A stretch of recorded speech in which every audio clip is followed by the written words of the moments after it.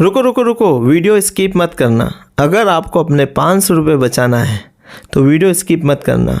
आप चित्तौड़ घूमने जाने वाले हैं या फिर चित्तौड़ घूमने जाने का प्लान बना रहे हैं तो ये पूरा इन्फॉर्मेटिव वीडियो नहीं है। मैं आपको चित्तौड़ की शॉर्ट इन्फॉर्मेशन इसमें दूंगा, प्लस इसके बाद पूरा जो व्लॉग है हमारा वो वीडियो में आपको देखने को मिलेगा, जिसमें हमने एक गाइड हायर किया हुआ है जिसको हमने 500 रुपये दिए थे। वो गाइड पूरा बता रहा है उस वीडियो में कि किस स्थान का क्या इतिहास है और क्या महत्व है, ताकि ये पूरा वीडियो देखेंगे और आप चित्तौड़ के किले को विज़िट करेंगे तो आपको गाइड हायर करने की ज़रूरत नहीं होगी, क्योंकि ये वीडियो पूरा देखने के बाद 90% चीज़ें आपके माइंड में इजीली बिल्ड हो जाएगी। तो पूरा वीडियो देखिए, बीच में स्किप ना कीजिए। अब यहाँ से हमारा पूरे चित्तौड़ किले का व्लॉगिंग स्टार्ट होता है जो हमने गाइड के थ्रू किया है, ताकि आपको गाइड हायर नहीं करना पड़ेगी और अपने 500 रुपये आप बचा सकते हैं। तो वीडियो को पूरा देखिएगा, बीच में स्किप ना ही कीजिएगा। Welcome to Chittorgarh fort. Thank you Vikram भाई। लगभग 45 से 15 राजाओं ने इस फोर्ट पर राज किया था। इसको बोला जाता है विक्ट्री टावर बोला जाता है। बिल्ड किया गया था महाराणा कुंभा के द्वारा 15th सेंचुरी में। वो रानी पद्मावती इधर से आई थी जौहर के लिए। ये एलिफेंट्स वगैरह इनको डैमेज किया गया है। इनको नजर सारी मूर्तियां डैमेज कर दी गई है। 94 वाटर टैंक है, सबसे मेन वाटर टैंक ये बोलते हैं। ये है जौहर स्थल। जौहर स्थल है। ये साई ने इसे बंद कर दिया, सब बंद कर दिया प्रेजेंट। और अलाउद्दीन खिलजी को यहाँ खड़ा किया गया था, ये वाला, और ये से चेहरा दिखाया ये वाला, जो कि मात्र एक कल्पना है।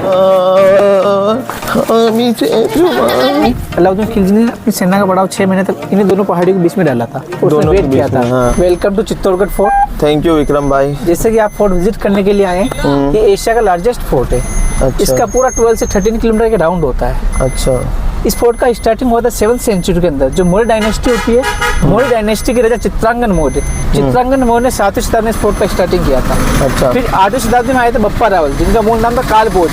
आपने सुना होगा, वो भी राजपूत राजा थे। राजपूत राजा थे। उनके साथ यहाँ की रावल शाखा थी उनके साथ में। तो आपने सुना होगा पाकिस्तान में एक शहर सुना होगा आपने, रावलपिंडी एक्सप्रेस शहर। रावलपिंडी, तो इन्हीं की शाखा की वजह से यहाँ और उनका नाम रावलपिंडी एक्सप्रेस शहर रखा गया है। बप्पा रावल ने पूरे इंडिया को विजिट किया, चारों तरफ से विजिट किया था बप्पा रावल ने। इधर मंदिर वगैरह और टावर वगैरह जो देखेंगे ना अपन, तो बप्पा रावल के बाद में महाराणा कुंभा वगैरह आए थे, उन्होंने बनवाया था 8th सेंचुरी के बाद में। लगभग किसी एक राजा ने यहाँ राज नहीं किया है। लगभग 45 से 15 राजाओं ने यहाँ राज किया था। अच्छा। सबसे मेन राजा यहाँ के थे महाराणा कुंभा, महाराणा सांगा, महाराणा प्रताप, जिनका जन्म कुंभलगढ़ में हुआ था, कटारगढ़ में ऊपर बादल महल में, वहाँ हुआ था। लगभग 45 से 15 राजाओं ने इस फोर्ट पर राज किया था। जैसे एक राजा रतन सिंह भी है। राजा रतन सिंह भी है उनमें से, जहाँ जोर हुआ था। तो राजा रतन सिंह जो है सीधा कहें तो महाराणा प्रताप के वंशजों में से एक थे ना? नहीं, महाराणा प्रताप 15th सेंचुरी में आए थे, वो 13th सेंचुरी में आए थे। कौन? राइट में 13th सेंचुरी में वो रतन सिंह, 200 साल बाद महाराणा प्रताप आए थे। हाँ, तो वो वंशज तो एक ही थे, वंशज ही थे। गुइल वंश, हाँ, गुइल वंशज के आए थे। यहाँ गुइल वंशों ने राज किया है, राणा हमीर वालों ने राज किया है, बहुत सारे राजाओं ने यहाँ राज किया था, किसी एक राजा ने राज नहीं किया। अभी प्रॉपर यहाँ के जो राजा है ना, वो उदयपुर में रहते सिटी पैलेस में, जिनका अभी थोड़े कुछ टाइम पहले राज तिलक भी हुआ था। राज तिलक यहाँ हुआ था, विश्वराज यहाँ का भी राजा प्रेजेंट टाइम के। अच्छा। आगे अपन चलेंगे, जहाँ 4 से 5 पॉइंट विजिट करेंगे। मेन में जैसे विक्ट्री टावर हो गया, जौहर स्थल हो गया, शमीदेश्वर टेम्पल, जो कि फोर्ट का सबसे यूनिक टेम्पल जिसको बोलते हैं, शमीदेश्वर टेम्पल। एक नहीं, अशोक स्तंभ यहाँ नहीं है, और एक सती टेम्पल। बहुत से टूरिस्ट वगैरह आते तो क्या कहते हैं, जौहर और सती को एक ही मानते हैं, जबकि जौहर करना और सती होना बहुत डिफरेंस है। सती कब होता था? जब किसी राजा की डेथ हो जाती थी किसी भी कारण से, तो उनकी जो वाइफ रहती थी वो अपने आप को चिता के लेटा देती थी उनके पति के शरीर के साथ। इसको बोलते हैं सती प्रथा। और जौहर का मतलब, जब कोई मुगल ने अटैक किया था तो अपने मेवाड़ की सतीत्व, मतलब अपने सतीत्व के लिए, मेवाड़ की आन बान शान के लिए, मुगलों से बचने के लिए, अपने आत्मसम्मान के लिए हजारों लेडीज के साथ में आग में जंप करना, हजारों लेडीज के साथ में आग में जंप करना, इसको बोलते हैं जौहर। इसको बोला जाता है विक्ट्री टावर बोला जाता है। बिल्ड किया गया था महाराणा कुंभा के द्वारा 15th सेंचुरी में, यानी 1438 से 1448 के बीच में। 10 साल इसको बनने में लगा था। उस टाइम 90 लाख रुपए खर्चा आया था महाराणा कुंभा ने इसको बिल्ड क्यों किया था, उसका एक रीजन है। महाराणा कुंभा के जो फादर थे महाराणा मोकल, उनकी हत्या कर दी गई थी चाचा और महिरा के द्वारा, जो यहाँ के दासी के पुत्र थे। फिर चाचा और महिरा को शरण दी गई थी सारंगपुर में, सजा दी गई थी। नहीं, सजा नहीं, शरण दी गई थी महमूद खिलजी के द्वारा। अच्छा, महमूद खिलजी ने शरण दी थी। किनको दी थी? वो जिन्होंने दासी के पुत्रों ने मारा था, चाचा और मेहरान, जो दासी चाचा पुत्र और मेहरान उनको मारा था, तो उनको शरण दी गई थी। तो महाराणा कुंभा की तरह महमूद खिलजी को बोला गया था कि आप मेरे फादर के हत्यारे को मेरे को सौंप दीजिए। तो महमूद खिलजी ने बोल दिया था, जो मेरी शरण में आएगा मेरी शरण में किसी को नहीं सौंपूंगा। तो इसी बात को लेकर महाराणा कुंभा और महमूद खिलजी के बीच में युद्ध हुआ था, और उस युद्ध में महाराणा कुंभा की विजय हुई थी, जो सबसे बड़ी विजय थी। इसी विजय के उपलक्ष्य में टावर बनाया गया जिसको बोलते हैं विजय स्तंभ, यानी विक्ट्री टावर। ये हमारा राजस्थान का स्टेट सिंबल है। राजस्थान का स्टेट सिंबल इसी को बोला जाता है। राजस्थान पुलिस के कैप पे लगता है, शोल्डर पे लगता है। हमारा स्टेट सिंबल आरपीएससी का लोगो यही है। इसकी जो हाइट है 122 फीट इसकी पूरी हाइट है, 30 फीट इसकी चौड़ाई है। इसके अंदर जाने के लिए 157 स्टेप्स बना हुआ है, 157 सीटें बनी हुई है। पहले इसके अंदर एंट्री अलाउ था, लेकिन उसके बाद में एंट्री बंद कर दी गई। उसका रीज़न क्या है, हमारे चित्तौड़गढ़ शहर में माइंस वगैरह बहुत ज़्यादा है, तो वो क्या पत्थर होते हैं, पत्थर निकालते बमबारी वगैरह करते हैं। तो बहुत ओल्ड इमारत है, तो इसको डैमेज होने लग गया था, तो इतने बड़े पत्थर नीचे गिरने लगे। तो गवर्नमेंट ने इसकी प्रॉपर सुरक्षा के लिए इसको बंद कर दिया है। इसका मेन गेट सामने की तरफ देखेंगे अपन, यहाँ से टावर विजिट करेंगे। इसके बाहर जो भी मूर्तियाँ बनी हुई है, अपने हिंदू ग्रंथ में जितने भी देवी देवता होते हैं ना, उनकी मूर्तियाँ बनी हुई है। विष्णु का अवतार है, सबका अवतार, सब मूर्तियाँ बनी हुई है। हर मूर्ति को अपन देखेंगे तो डैमेज किया गया है, कोई भी मूर्ति प्रॉपर सही नहीं है। जैसे अपन जब विजिट करेंगे ना तो देखना, हाँ देखिए रहना, दूर से इसका शेप देखेंगे अपन, दूर से तो ब्रॉड, नैरो ब्रॉड, यानी नीचे से चौड़ा है, बीच में सकरा, वापस ऊपर से चौड़ा है। शिव जी का जो डमरू होता है ना, उसी शेप में इसको बनाया गया है, ब्रॉड नैरो ब्रॉड में। ये चारों दिशा में 4 सीन लगाए गए, शेर बनाया गया निगरानी के लिए। अच्छा, ये जब युद्ध जीते थे महाराणा कुंभा खिलजी से, तो फिर वो जो बंदी थे उनको तो वापस कर दिया था, उनको उन्होंने लौटा दिया था, है ना? फिर उनको सजा दी गई थी उनको। ये पहले जाने का रास्ता, अभी भी रास्ता तो है, लेकिन अभी एंट्री अलाउ नहीं है, बंद कर दी है। पहले वहाँ 6 से 7 साल हो गए थे। हाँ, पहले टूरिस्ट को भी वहाँ पे जाने देते थे 6-7 साल पहले। अब कोई सुसाइड ना कर ले या ऐसा डैमेज होने लग गया, ओल्ड इमारत है ना, इसलिए 10 लाख मतलब 10 साल लगे थे, सोच सकते हैं 10 साल इसको बनने में लगा था। 10 साल 90 लाख रुपए खर्चा आया था उस टाइम, 15 सेंचुरी 90 लाख इसको बोलते हैं। ये क्यों, ये इसकी जो टाइल्स जो है, इसकी जो शिलाएं हैं, क्या बोलते हैं इसको, ये बालू पत्थर में बना हुआ है, बालू पत्थर में टोटल एंटी लॉक सिस्टम में बना हुआ है, यानी पत्थर के ऊपर पत्थर लॉक किया गया है तब बनाया गया है। अभी जैसे अपना सीमेंट चलता है ना, तो उस टाइम लाइमस्टोन चलता था, चूना चलता था, चूने की बहुत लॉन्ग लाइफ होती है, इसमें बनाया गया है पूरा जी। कट लगभग फोर्ट जौहर स्थल देखेंगे, और फोर्ट का सबसे यूनिक टेम्पल देखेंगे अपन, जिसको बोलते हैं। तो अब जा रहे हैं हम जौहर स्थल। जौहर स्थल वो जगह है जहाँ पर रानियां जौहर कर लेती थी, आत्मदाह कर लेती थी युद्ध के हारने के बाद। जब भी कोई राजा युद्ध हार जाता था, मृत्यु हो जाती थी युद्ध में, तो वो जौहर कर लेती थी। तो वो स्थान पे जा रहे हैं, जौहर स्थान। वो रानी पद्मावती इधर से आई थी जौहर के लिए। ये पूरा जौहर स्थल है, ये वाला गार्डन जहाँ अपन चलेंगे अभी, ये वाला। तो ये गार्डन के नीचे पहले वो था, कुंड था, बट उसको भर दिया गया है शायद। उनका सबसे यूनिक टेम्पल इसको बोलते हैं। यूनिक टेम्पल इसको बोलते हैं, जैसे आप मंदिर का विजिट करोगे ना अंदर जाके, तो उसको मूर्ति देखो, आपको पता चल जाएगा इतनी यूनिक मूर्ति बनी है, इसको यूनिक टेम्पल बोलते हैं। इसका स्टार्टिंग हुआ था 11th सेंचुरी में, जो परमार राजा भोज ना, उन्होंने स्टार्टिंग किया था। यूनिक इसलिए क्योंकि मूर्तियों की जो कलाएं है वो यूनिक है, और मूर्ति भी यूनिक है। जो मेन मूर्ति है ना, वो भी यूनिक है। अंदर जो मेन किस भगवान की मूर्ति है? शिव के 3 रूप होते हैं, ब्रह्मा, विष्णु और महेश, त्रिमूर्ति, उसका मूर्ति अंदर बना हुआ है अंदर। हाँ, यानी स्टार्टिंग तो 11th सेंचुरी में परमार राजा भोज ने किया था, लेकिन इसमें रिनोवेट का काम किया था महाराणा कुंभा के फादर महाराणा मोक्कल ने, वो जिनकी धोखे से मार दिया गया था। तो मोक्कल ने रिनोवेट किया था, इसलिए प्रेजेंट टाइम में इसको बोला जाता है मोक्कल का समाधीश्वर टेम्पल। समाधीश्वर का अर्थ होता है समस्याओं का निवारण करने वाला। इसलिए ब्रह्मा जी का वाहन क्या होता है, लोटस होता ना, इसलिए मंदिर का आप शेप देखिए नीचे से लोटस शेप बनाया गया है। लोटस शेप बनाया गया है। लोटस के फूल का जो कमल के फूल का जो शेप होता है, देखिए चारों तरफ से डैमेज किया गया है। हाँ, सारे का खंडित है, हर मूर्ति को खंडित किया जाते हुए वीर सेना। ये क्या है वगैरह, यहाँ के जो हाथी घोड़े और राजा, ये एलिफेंट्स वगैरह इनको डैमेज किया गया है। इनको नजर बट्टू, सारी मूर्तियां डैमेज कर दी गई है। नजर बट्टू बोलते हैं इनको, ये नजर बट्टू है।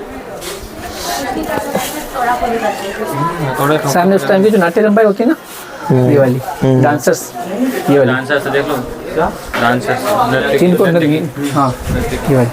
आप शुरू कर यहाँ चलकर अंदर विजिट करके आ जाएंगे जी। कहीं भी अपन आप कहीं भी विजिट करते हो, तो आपने लॉर्ड गणेश के साथ में से उनका जो वाइफ रहता है रिद्धि और सिद्धि का मूर्ति देखा होगा। ये उनका पूरा फैमिली का मूर्ति है। सिद्धि उनकी वाइफ, शुभ और लाभ उनके बेटे, ये वाला वो दुनिया के नीचे शुभ और लाभ है, ये वाले। अच्छा देखिए भाई, ये गणेशा जी की वो मूर्ति है जिसमें उनके साथ रिद्धि सिद्धि और साथ साथ में उनके पुत्र भी है। पुत्रों का नाम जो है शुभ और लाभ।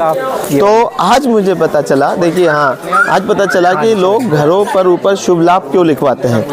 जैसे हर पूजा चालू होती है गणेश जी की पूजा के बाद, हर भगवान हर अनुष्ठान में पहले गणेश जी की पूजा होती है, उसके बाद सारे देवताओं की पूजा की जाती है। उसी तरीके से हर शुभ लाभ शुभ कार्य करने से पहले शुभ लाभ का नाम दिया जाता है जो गणेश जी के पुत्र हैं। ये मूर्ति आप देख रहे होंगे, ये भी खंडित है, ये भी मुगलों ने इसे तोड़ दिया क्योंकि मुगलों को पता है कि हिंदू खंडित मूर्ति की पूजा नहीं करता है, तो सारी मूर्तियाँ ये खंडित है। 84 वाटर टैंक्स बने हुए हैं। हाँ। सबसे मेन वाटर टैंक ये है, इसको बोलते हैं गोमुख वाटर टैंक।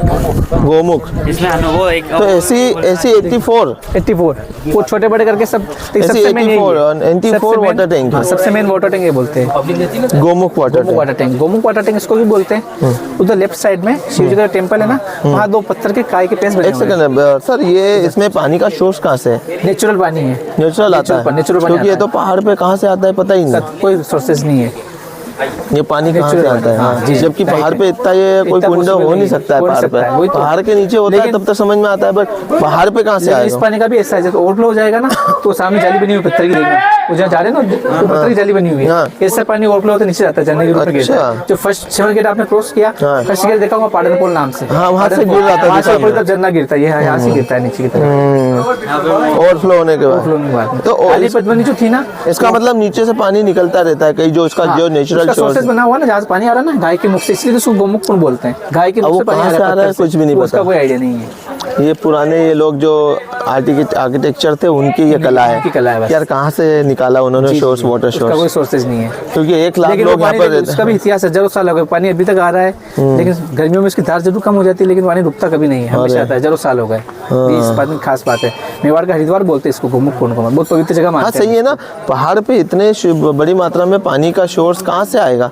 बहुत बड़ी आश्चर्य की बात है, एक मिरेकल है, और यही देखने ही तो आते हैं अंग्रेज अपने भारत पास में। में मठ दिख रहा है ना, ये संत निर्भयनाथ जी का मठ है। निर्भयनाथ जी का मठ है, ये गोमुख कुंड हो गया और नीचे झरना गिर रहा है। इसलिए आपने चित्तौड़गढ़ के लिए कहावत सुना होगा कि गोमुख भरे झरना जरे, निर्भयनाथ की ठोर, करोड़ों वर्ष तपस्या करे जन पावे गढ़ चित्तौड़, इसलिए इस कहावत बोला गया है।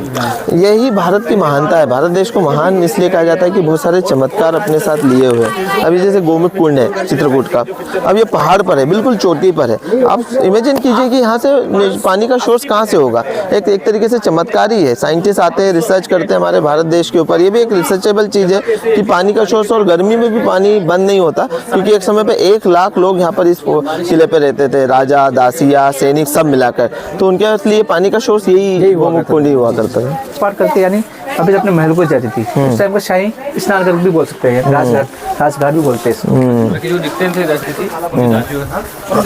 बहुत सारी गुफाएं हैं, बट अभी प्रेजेंट टाइम में सबको बंद कर दिया है। सुरंग, सुरंग है जौहर स्थल की ओर, जो कि चित्तौड़गढ़ का मेन स्थल कह सकते हैं। एक मूवी के बाद, पद्मावती मूवी के बाद, जिसमें बताया गया था कि पद्मावती रानी ने जौहर कर लिया था राजा रतन सिंह की मृत्यु के बाद, युद्ध में हारने के बाद अलाउद्दीन खिलजी ने उनको धोखे से मार दिया था। आइए मैं बोलते हैं। हाँ, 3 बड़े यहाँ टेक हुए थे। ये है जौहर स्थल। जौहर स्थल है। हाँ। सामने वो हवन कुंड है, जो आज भी जौहर मेला लगता है यहाँ। अपने हिंदू महीना होता है चैत्र महीना, चैत्र कृष्ण एकादशी को जौहर मेला लगता है। जिन रानियों ने जौहर किया था उनकी आत्मा की शांति के लिए ना यही होता है, हवन फैमिली सब यहीं आती है। हवन होता है। 3 बड़े अटैक हुए थे, तीनों टाइम यहाँ जोर हुआ था। अच्छा। फर्स्ट अटैक होता है 1303 के अंदर, जब दिल्ली का बादशाह 1303 में दिल्ली का बादशाह अलाउद्दीन खिलजी और यहाँ की रानी थी रानी पद्मिनी। राजा कौन थे? राजा रतन सिंह।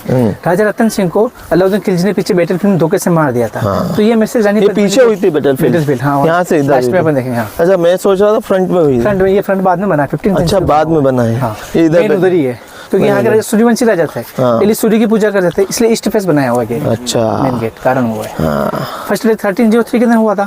रानी पद्मिनी ने हजारों लेडीज साथ आग के अंदर जंप किया था, जिसको जौहर प्रथा कहते हैं। यही किया था ये गार्डन के अंदर। तो ये गार्डन के नीचे कुंड है, पर इसको पैक कर दिया है गार्डन बना के। सेकंड अटैक होता है 1534-35 के अंदर, 1534-35 में, जब गुजरात के बादशाह ने अटैक किया था। जो महाराणा प्रताप है ना, उनकी ग्रैंड मदर है माँ कर्णावती, जो कर्मावती बोलते हैं। तो माँ कर्मावती ने 10,000 लेडीज साथ जौहर किया था, वो भी इसी टाइम यही किया। किया था। वो इसी भी कारण में किया युद्ध था। हार गए थे मुगलों से उसके हाँ, बाद। उसके बाद यहाँ किया था। तीसरा अटैक हुआ था 1567-68 में, जब अकबर के अंदर अटैक किया था। तो यहाँ के 2 सेनापति थे, जयमल फत्ता, जिनकी रानी थी रानी फूल कंवर। तो रानी फूल कंवर ने 7000 डेली साथ जोहर किया था। तीनों अटैक हुए थे ना बड़े, तीनों टाइम जोहर यही हुआ था, इसे जोहर स्थल बोलते पूरा। वो गवर्नमेंट का लोगो लगा जोहर स्थल का। हाँ, कुंड वगैरह था, ये पूरा कुंड था ये वाला। उसको भी पैक कर दिया। क्योंकि यहाँ इसका एक रीजन ये भी पैक करने का, यहाँ के लोग उसका मिसयूज करने लगे थे, कूड़ा कचरा वगैरह डालने लगे थे, डालने दोनों लगे। इसकी फोटो पे ले लेना। ये है जोहर स्थल, इसमें पूरा बताया गया है कौन कौन से साल में कितनी बार जोहर किया और कितनी रानियों ने अपनी दासियों के साथ जोहर किया। आप इसे वीडियो में पोस्ट करके पढ़ सकते हैं इसको अच्छे से। आप रानी पद्मिनी का महल में चलेंगे, रानी पद्मिनी का पैलेस।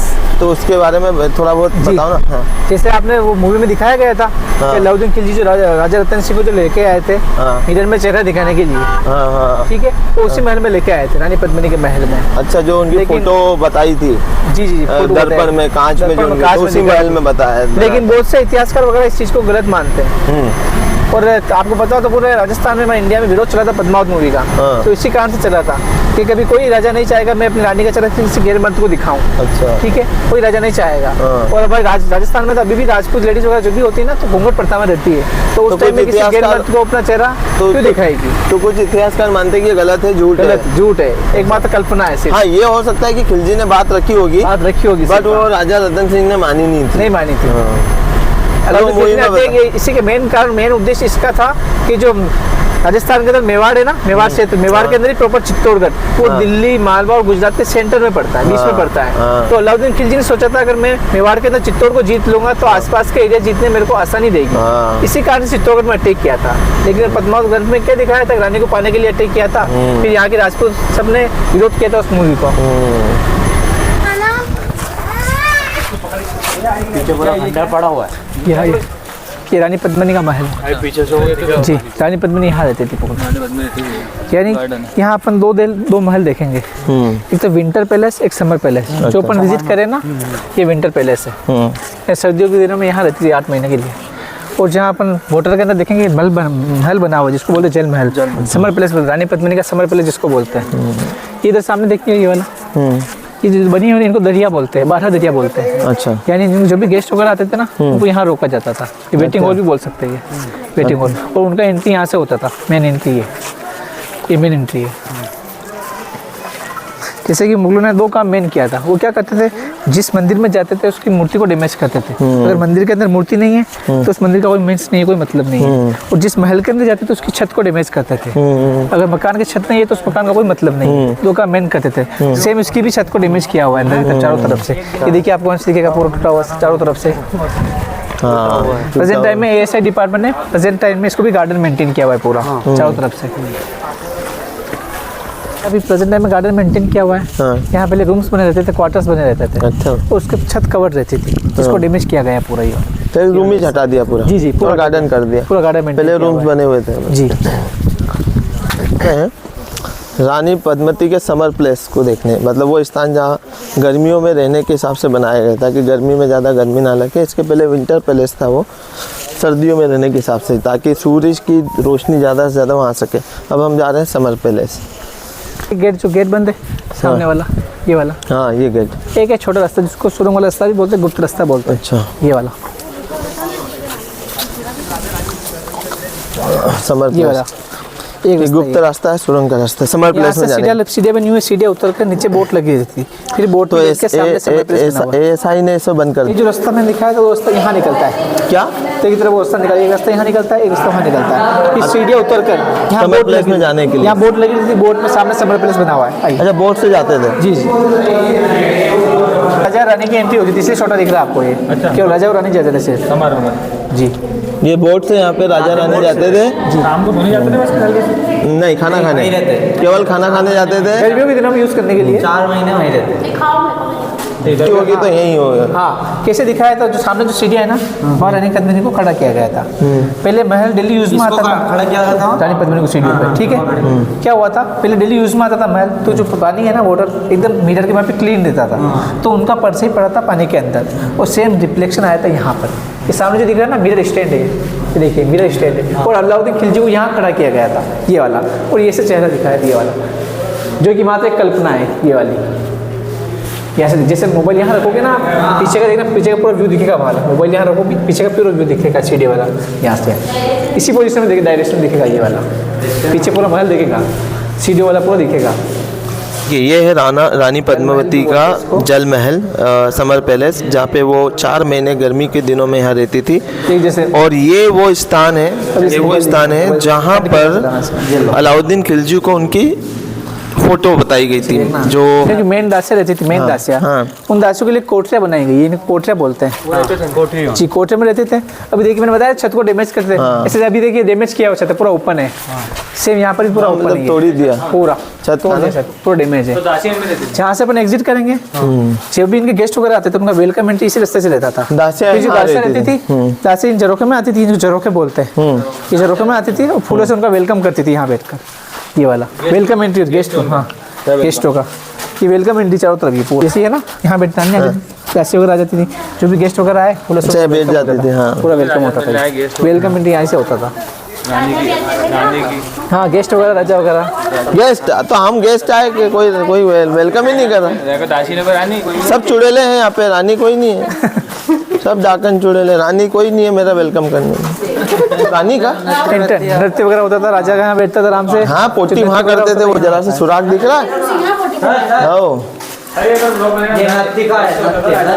सेकंड, एंटरटेनमेंट चौक, राजा का दरबार यहाँ लगता था कि राजा जी बैठते थे यहाँ, राजा जी सारे राजा दरबारी और राजकुमारी यहाँ नाश्ता करते थे। ये श्रृंगार कक्ष है उस टाइम का, जो भी डांसर्स रहती थी ना, तो यहाँ मतलब सज क्या रहती थी, यहाँ से आती थी भाई।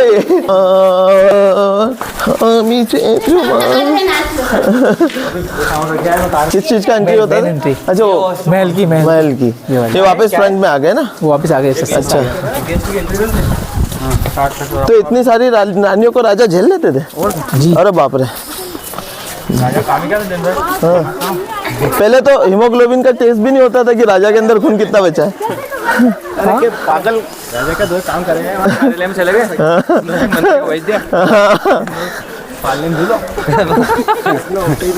तो भाई राजा की ऑफिशियल जो रानियां होती थी 15-20 होती थी और अनऑफिशियल 30-40 अलग होती थी। बताओ कितना मेंटली स्ट्रांग व्यक्ति होता था वो, पहले इतनी महिलाओं को और पत्नियों को झेल लेता था।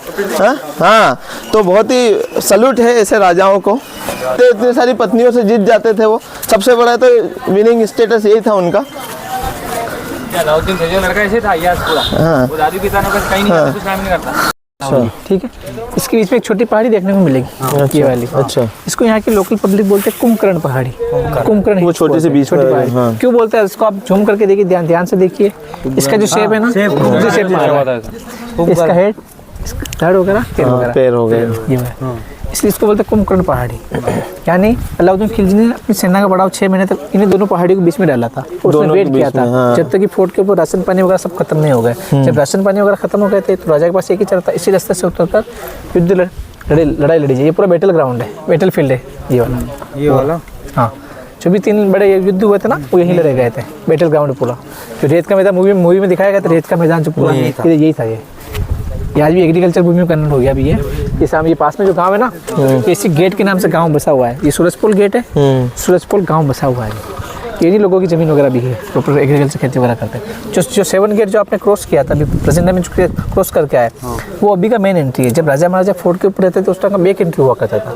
उस टाइम का मेन एंट्री यहाँ से होता था, सूरजपुर गेट से, क्योंकि यहाँ के राजा सूर्यवंशी राजा थे, मतलब दोनों टाइम सूर्य की पूजा करते थे। तो यहाँ से ईस्ट पे सूर्य अपने इधर से उदय होता है, तो इसीलिए ईस्ट फेस गेट बनाया गया है सूर्य।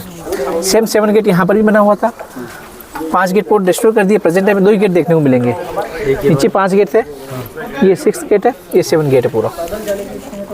ये फोर्ट की मेन वॉल है, सबसे मेन वॉल ये वाली। तो यहीं से स्टार्ट होती है, वापस पूरा फोर्ट को कवर करके वापस इसी गेट पर खत्म होती है। अच्छा, देखिए पूरा राउंड करके। और इसे आप एक चीज आप नोटिस किया होगा, जो 7 गेट बनाए थे ना, वो एक सीध में नहीं बनाए थे। उसका रीजन क्या है, अगर 7 गेट एक ही सीध में बनाते हैं, जो एलिफेंट्स वगैरह, जो फोर्सेस वगैरह थे, उनको गेट ब्रेक करने के लिए स्पीड मिल जाती, इसलिए स्लोप दिया गया पूरा यहाँ पर। ये वाला यहाँ से आगे स्पीड कम करनी पड़ेगी, गेट आसानी से ब्रेक ना हुई, कारण वही है। वो जो बड़े बड़े शेप दिख रहे हैं ना ये वाले, हाँ जो बड़ा शेप दिख रहा होगा आई शेप में आपको, हाँ तो यहाँ से तीर कमान वगैरह निकालते थे। अच्छा। जो बड़ा वाला दिख रहा है ये वाला हाँ, वी शेप में, हाँ हाँ यहाँ से गर्म पानी गर्म और डालते थे। अच्छा चिंगल लगे हुआ ना, ये लगे हुआ। चलो। इनको बोला जाता अंकुश बोलते हैं इनको। अंकुश, अंकुश का हिंदी में मीन्स होता है किसी भी चीज़ पर ब्रेक लगाना, रोक लगाना। तो इन पर पॉइजन वगैरह लगाते थे। जो एलिफेंट्स वगैरह वो रहते थे उनको मदिरा पान पिलाते थे, शराब पिलाते थे। फिर जैसे उस गेट को ब्रेक करने का प्रयास करते थे उनके अंदर लग जाते थे। या इन गेट आसानी से ब्रेक ना हो इसलिए बनाया गया अंकुश। ये हाथी वाथी को लग जाए। यानी आज भी इस फोर्ट में है ना, सूर्यवंशी राजा की परंपरा आज भी इस फोर्ट में निभाई जाती है। कैसे निभाई जाती है? शाम को जैसे सूर्यास्त होगा ना तो यहाँ के गार्ड वगैरह लोग इस गेट को बंद कर देंगे, शाम को क्लोज हो जाएगा, बंद हो जाएगा गेट। अच्छा। अब इस मॉर्निंग में जब सूर्योदय होगा वापस यहाँ के लोग इसको खोल देंगे। आज भी डेली बंद होता है, ओपन होता है ये गेट आज भी। अच्छा। सूर्यास्त के बाद में, हाँ रोज डेली। देखिए ये चित्तौड़गढ़ का मेन किला है। मैं आपको बता दूं कि 99% लोग यहाँ आते ही नहीं है। आया कहें आ नहीं पाते हैं, या फिर कहें गाइड यहाँ पर लेकर नहीं आता है, क्योंकि ये बीचों बीच जो रहवासी क्षेत्र है, बाण माता मंदिर जो माता जी का मंदिर है उसके पास में है। तो ये किले के बीचों बीच है, तो यहाँ पर 90% लोग आ नहीं पाते हैं। तो मैं आपको सजेस्ट करूँगा कि यहाँ पर भी आए और उसे विज़िट करें।